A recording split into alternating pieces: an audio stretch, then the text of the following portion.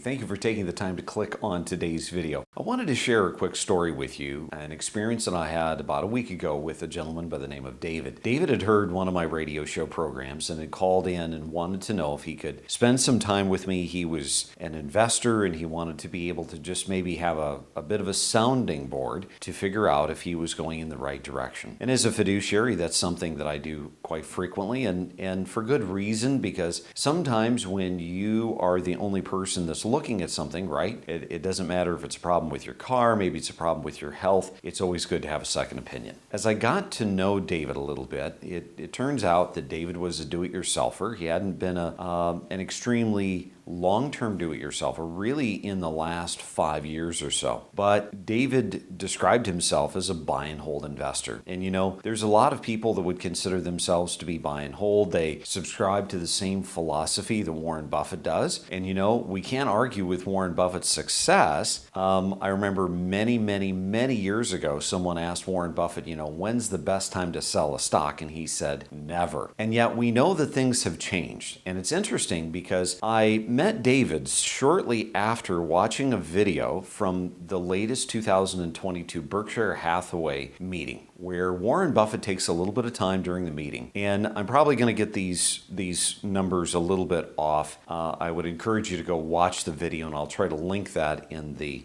video description down below. But he talks about how basically 35 years ago or something to that effect, if we look at the number one companies, let's say top 30 companies in the world, and then we look at the same list today, there's not a single name that was on the previous list that is on the new list. And what I noticed about David's portfolio was the fact that David had held and subscribed to this philosophy of buy and hold. He finds a stock that he likes, he believes in the company, so he buys the stock, and then he basically says that's it. He buys it, he holds it, and his goal is to hold it forever and to let things shake out. But you see, the problem with that philosophy is the reason that so many people lose money today. You see, there's something that is called means revert, and that means that you could be the very best company, you're on the pinnacle, you're at the very top, and yet underneath there is always companies that are chipping away at you, your competitors. And you see, as a